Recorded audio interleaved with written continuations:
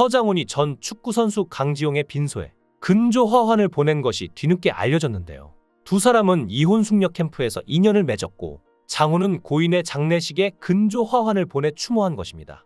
이들 부부는 총 3회분에 걸쳐 등장했고 생활고를 호소하며 부부 갈등을 드러냈는데요. 특히 강지용은 생활고를 겪게 된 원인으로 부모와 사망한 친형을 꼽아 안타까움을 안겼죠. 강지용이 지난 11년간 K리그 축구선수 활동으로 벌어들인 수입 5억 원을 부모가 관리한다며 가져갔으나 돈이 없어서 못 준다 라며 끝내 돌려받지 못했다는 사연을 공개했는데요. 결국 이는 아내와의 싸움 원인으로 번지며 이혼 숙녀 캠프 출연에 이르렀던 것입니다. 서장훈은 강지용이 이혼 숙녀 캠프에 출연했을 당시에도 같은 운동인 출신으로서 진심 어린 조언을 아끼지 않았는데요. 그래서 이번 강지용의 부고의 거액에 부조금을 보내지 않았나 싶습니다. 이에 대해 강지용의 처제이자 아내의 동생인 사람이 SNS에 글을 올렸는데요. 형부의 마지막 연락처 검색이 처제였다는 걸 알고 또 무너지는 마음이라며 자신이 더 나섰으면 지킬 수 있었을까? 그러다가도 내가 막을 수 있는 고통이었을까? 정말 붙잡을 수 있었을까조차 확신이 없어. 울고 미안해하는 것 말곤 아무것도 못하는 제가 너무 싫었다고 말했는데요. 그러면서 많은 분들이 도와주고 지켜준 덕분에 장례를 잘 치를 수 있었다고 말했습니다. 참 여러모로 가슴이 씁쓸해지는데요. 어쩌면 그의 사망은 예견된 부분이 아니었을까 싶은데요. 특히 그의 가정사를 보면 더욱 그렇습니다. 먼저 강지용의 부모가 가장 큰 문제였는데요. 강지용의 전성기 연봉은 1억 5천만 원이었고 11년 동안 번 돈이 연봉만 세후 5억 이상이라고 합니다. 이 돈을 아버지가 다 관리했다고 하는데요. 하지만 결혼할 때 강지용은 아무런 돈도 없었습니다. 아내는 강지용이 시댁에서 돈을 받아온다고 해서 믿고 기다렸고 결혼할 때도 다 아내 돈으로 준비했는데요. 집 보증금은 전세 대출을 받았고 아내의 돈도 몇 천만 원 들었다고 합니다. 심지어 남편에게 용돈까지 주기 위해서 4천만 원의 빚을 내기도 했는데요. 그런데 강지용의 부모님은 50평대 아파트에 거주 중인데요. 강지용이 부모에게 평수를 좀 줄여서 돈을 달라고 하니까 부모가 못 팔겠다고 했다고 합니다. 심지어 어머니가 강지용에게 내 아버지가 큰 집에서 사는 게 꿈인데 그 꿈을 깨고 싶냐고 말하기도 했다는데요. 본인 꿈 때문에 아들 인생은 어떻게 돼도 상관없나 싶었나 생각이 드는데요. 심지어 강지용의 부모는 그의 돈으로 남동생에게 빌라를 사주기도 했는데요.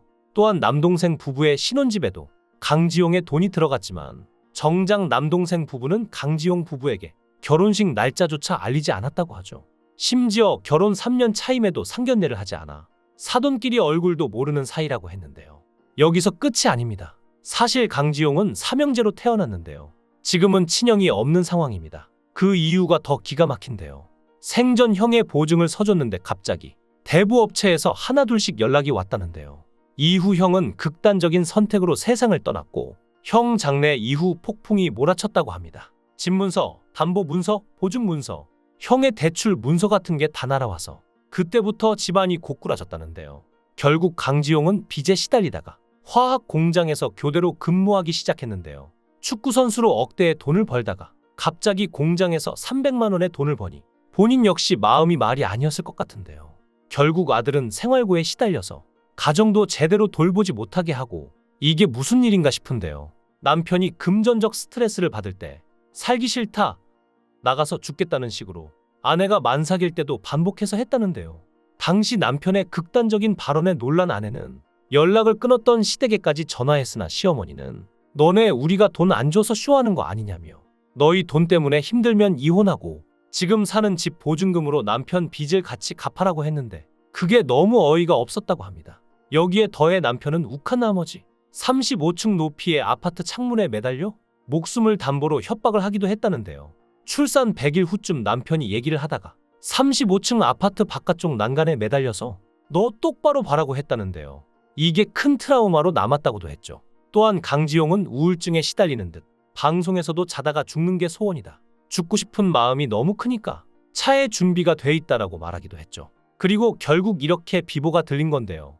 결국 자신의 전부였던 축구선수 생활도 강지용은 할 수 없었는데요. 강지용은 사실 은퇴 후 축구 코치를 하고 싶었지만 가족과 떨어질 수 없어 사실상 축구를 포기하고 월 300만 원의 화학물질 제조 공장에 근무를 하고 있던 것이었습니다. 그리고 주말에만 간간히 축구 코치로 레슨을 하고 있던 것이었는데요. 특히 강지용이 축구 선수로 활약하며 의미 있는 시간을 보냈던 걸 생각하면 더욱 안타까운 뿐입니다. 벌써 축구선수 강지용이 세상을 떠난 지 사흘이 지난 시점입니다. 사망 전 강지용은 이혼 숙녀 캠프에서 자극적인 사생활을 고백하며 안타까움을 자아낸 바 있는데요. 이렇게 강지용의 사망이 전해지자 많은 사람들은 이혼 숙녀 캠프가 자극적인 방송에만 몰입해서 출연자들의 안위를 신경 쓰지 않는다는 비판을 하곤 했습니다. 이러한 가운데 이혼 숙녀 캠프가 또 한 번 자극적인 부부의 사생활을 공개하며 비판을 받고 있는 상황인데요. 며칠 전 절약 부부가 출연해 고민을 털어놨습니다. 이날 아내는 전 남편이 한창 추울 때 세상을 떠났다면서 현 남편이 목숨을 가지고 자신을 협박한다고 호소했죠. 이에 남편은 상처가 있는 걸 알아서 안 해야지 하면서도 하게 된다라고 털어놨는데요.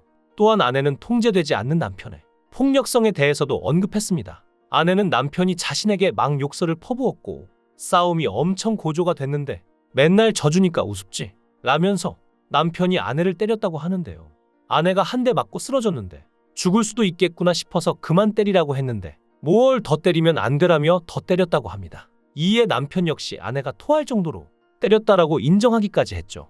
강지용의 사망 소식이 불과 사흘밖에 지나지 않았지만 이혼 숙녀 캠프는 또다시 자극적인 소재로 방송에 내보이며 도파민, 자극성을 추구한 것입니다. 강지용의 죽음에서 배운 게 없었던 걸까요?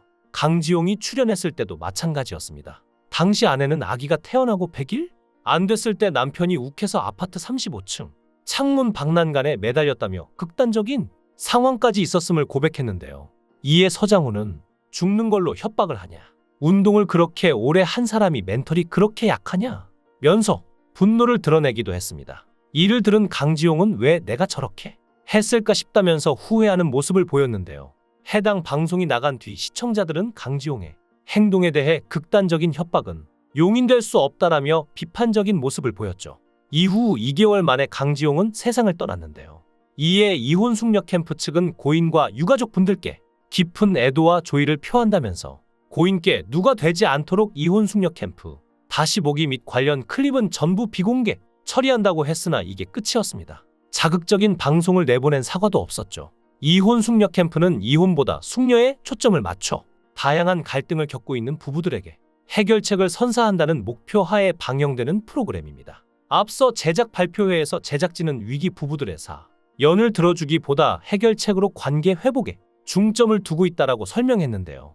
하지만 시청자들은 솔루션보다는 부부간의 갈등에 초점을 맞춰 시청하며 마치 아침 드라마를 보듯이 생각을 쏟아냈죠. 이 피해는 고스란히 출연진에게 향했는데요.